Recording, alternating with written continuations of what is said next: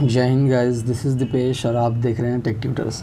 सबसे पहले तो सॉरी हूँ मैं आप सभी से कि मैं आज लगभग 5 दिनों के बाद ये वीडियो अपलोड कर रहा हूँ। दरअसल मैं थोड़ा बिज़ी था यूट्यूब चैनल के रिगार्डिंग, कुछ नए लेसन्स में भी सीख रहा हूँ अभी, और आप लोगों को जो भी पढ़ाता हूँ उसके लिए भी मैं कुछ रिसर्च कर रहा था और रूटीन वगैरह बना रहा था, जैसे कि आप लोगों को अब दिख भी जाएगा। मैं धीरे धीरे अपलोड कर दूँगा सारा कुछ डिस्क्रिप्शन, ठीक है। तो उसके लिए मैं माफ़ी चाहता हूँ, ठीक है।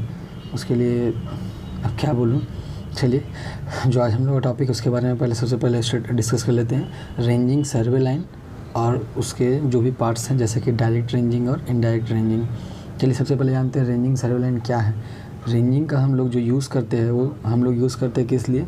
बहुत से लोग आप लोगों को बोलेंगे कि किसी भी 2 मेन स्टेशन के बीच में इंटरमीडिएट स्टेशन को फिक्स करने के लिए रेंजिंग का यूज़ किया जाता है, लेकिन ये गलत है। हम लोग यूज़ करते हैं इंटरमीडिएट स्टेशन को फिक्स करने के लिए भी इसका यूज़ करते हैं। इसका मेन उद्देश्य क्या है? मेन उद्देश्य है इसका, जो भी लाइन जो है वो टेढ़ा है तो उसको सीधा करना।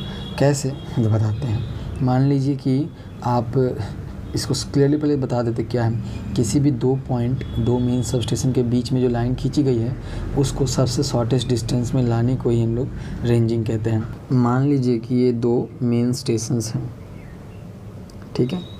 ये बीच में स्ट्रेट लाइन है जो कि अभी नहीं खींची हुई है, और जब आपने चैन बिछाया है तो कुछ इस तरह की है। तो क्या हम लोग सर्विंग में कुछ इस तरह की लाइन्स का यूज़ करते हैं जो कि टेढ़ी हो, स्ट्रेट नहीं हो, या फिर कुछ इस तरह से हो? नहीं ना। तो हम लोग लाइन को तो स्ट्रेट करना पड़ेगा। तो लाइन को स्ट्रेट करने के लिए जो प्रोसेस हम लोग यूज़ करते हैं उसे कहते हैं हम लोग रेंजिंग। फिर जाके स्ट्रेट लाइन हम लोगों को मिलती है। अब जानते हैं रेंजिंग कितने टाइप्स की होती है। एक डायरेक्ट रेंजिंग, दूसरा indirect ranging.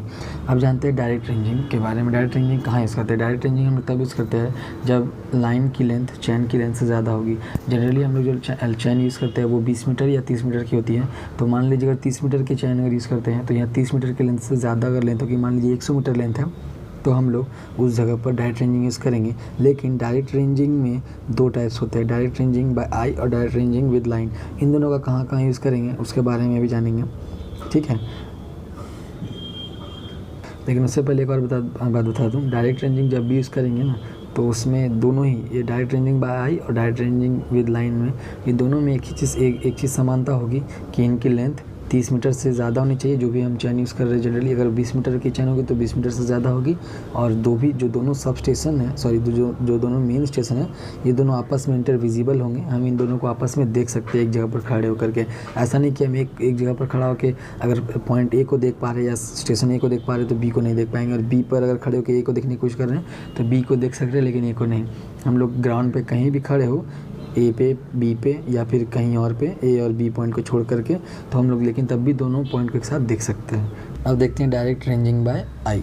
Direct ranging bye आई में हम लोग आँखों के द्वारा, बिना कुछ इंस्ट्रूमेंट्स यूज़ किए हुए, आँखों के द्वारा रेंजिंग करते हैं, ठीक है। इसमें जैसे कि आप लोग इस इमेज में दिख रहा होगा, ए और बी पॉइंट है। फर्स्ट इमेज में देखिएगा तो ए और बी पॉइंट है सब स्टेशन, और 100 मीटर की दूरी है, और इसमें बीच में एक सी पॉइंट दिया गया है। दूसरे इमेज में अगर ध्यान से देखेंगे, जिसकी ए से सी के बीच की डिस्टेंस 30 मीटर की है। जनरली हम लोग 30 मीटर का चैन यूज़ करते हैं, तो यहाँ पर 30 मीटर की डिस्टेंस दी गई है, ठीक है। इसको हम लोग कब यूज़ करते हैं डायरेक्ट रेंजिंग बाय आई? जब चैन की लेंथ से ज़्यादा होगी लाइन की लेंथ और दोनों आपस में विजिबल होंगे, ठीक है।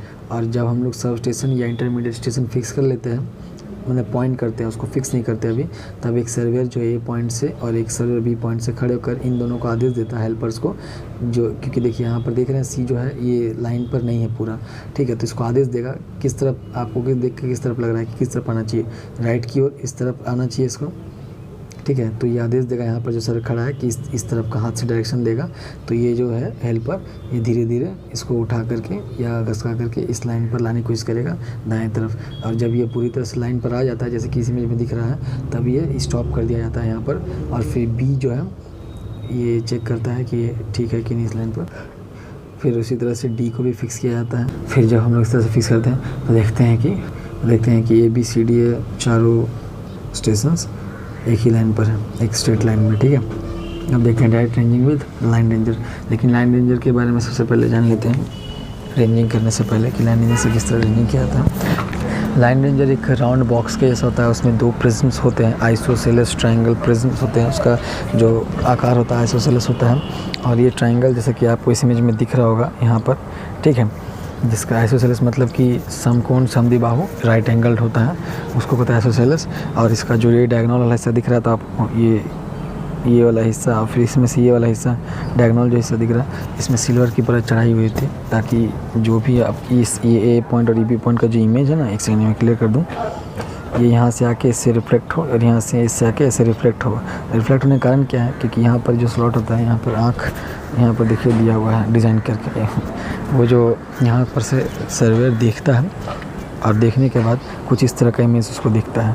यहाँ पर एक लाइन है यहाँ और एक लाइन है यहाँ, तो इसका मतलब है कि ये जो दोनों मेन स्टेशंस है वो अभी एक सीधा लाइन पे नहीं है, तो यह फिर पीछे की ओर या आगे की ओर मूव करता है सर्वेयर लाइन रेंजर को हाथ में लिए हुए स्ट्रेटली, जब तक कि ये जो इमेज है ये इसमें ना परिवर्तित हो जाए। जब ये दोनों स्ट्रेट लाइन में आ जाते हैं तो इसका मतलब होता है कि ये लाइन अब स्ट्रेट हो गई है, और इस जगह पर ही जो है फिक्स कर दिया जाता है प्लम के द्वारा,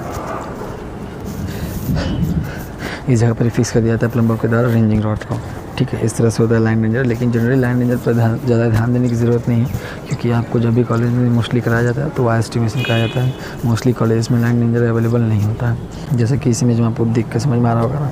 देखिए यहाँ पर है ना 2 ठो रेंजिंग रॉड, और यहाँ पे ये खड़ा है, नीचे प्लम्बर झूला हुआ है और ये ऐसे मेज़र ले रहा है। जब ये पूरा एक लाइन ऐसे सीधा आ जाएगा ना, तब ये प्लम्बर को नीचे धीरे धीरे फिक्स कर देगा और इस पॉइंट पे ये रेंजिंग रॉड लगा देगा, और ये इंटरमीडिएट पॉइंट हो जाएगा और लाइन भी पूरी तरह से स्ट्रेट हो जाएगी, ठीक है। अब देखते हैं इनडायरेक्ट रेंजिंग। इनडायरेक्ट रेंजिंग हम लोग कभी यूज़ करते हैं, ये थोड़ा सा डिफिकल्ट है, लेकिन ये बहुत ही ज़्यादा इजी है, क्योंकि इसको मोस्टली तो यूज़ करेंगे नहीं, क्योंकि ये जो सर्विंग किया था ये मोस्टली हिली एरिया में किया था, जब हम लोगों को ए पॉइंट और बी पॉइंट आपस में इंटरविजिबल नहीं हो, हिली एरिया हो, जहाँ पर कुछ इस तरह का अंडुलेशन हो ज़मीन के ऊपर, ठीक है, जहाँ से हम इसको देख नहीं पाएँ। अगर इसको थोड़ा इस इमेज में देखिए, जहाँ पर ये सर्वेयर जो है यहाँ पर अटक जा रहा है और ये यहीं पर अटक जा रहा है, ये दोनों आपस में एक दूसरे को नहीं देख पा रहे हैं, ठीक है। इसलिए इस जगह पर ऐसा उपयोग किया जाता है। लेकिन मोस्टली आप जब कॉलेज में करिएगा या कहीं पे भी, तो आपको एक फ्लैट ज़मीन मिलता है जहाँ पर आप 2 सर्वे स्टेशन को देख सकते हैं। तो ये कठिन है, लेकिन इसको सीख के रखिए, ज़्यादा लेकिन मोस्टली यूज़ होता नहीं है, ठीक है। और उसके बाद ये जो डायग्राम है ये बहुत ही इंपॉर्टेंट है, किस तरह से इसका सर्विंग किया जाता है, ठीक है। अब ध्यान समझते हैं, देखिए ए और बी और सी और डी, इसको समझने के लिए थोड़ा सा एक वीडियो हम रिक्वेस्ट करेंगे आप लोगों से देख लेने के लिए, फिर बाद में आप लोग जो है ये डायग्राम स्टॉप कर करके देख लीजिएगा, ठीक है। वीडियो में प्ले कर देता हूँ, आप लोग उसको प्लीज़ ध्यान से देख लीजिए। ये जो रफ कर रहा हूँ इसमें आप लोगों को थोड़ा सा समझ में आने वाला है कि किस तरह से जो है इनडायरेक्ट रेंजिंग किया जाता है। जैसे कि मैंने बताया ना, ये आपको दिखा दिए हैं, ये मेन स्टेशन है ए और बी, ये सी और डी जो है इंटरमीडिएट स्टेशन है, ठीक है। और चूँकि हिली एरिया, जैसे कि मैंने अगर यहाँ पे फिर से एक बार बता देते हैं, ठीक है, हिली एरिया ए और बी ये है, ठीक है। तो यहाँ पर उस तरफ में ये राउंड अगर देखेंगे कुछ इस तरह से होगा, ठीक है। अगर उस साइड से देखेंगे तो यहाँ पर 2 होना चाहिए ना इंटरमीडिएट स्टेशन, तो ये सी और ये डी है।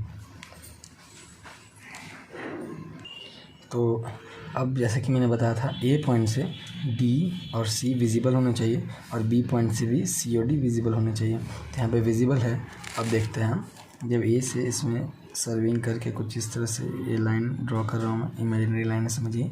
सी को जब ड्रॉ किया गया, डी तक जब सर्वे किया गया, तब ये जो है स्ट्रेट, जहाँ ये स्ट्रेट यहाँ से भी, ये जहाँ पे बाइसेक्ट हो रहा है ना,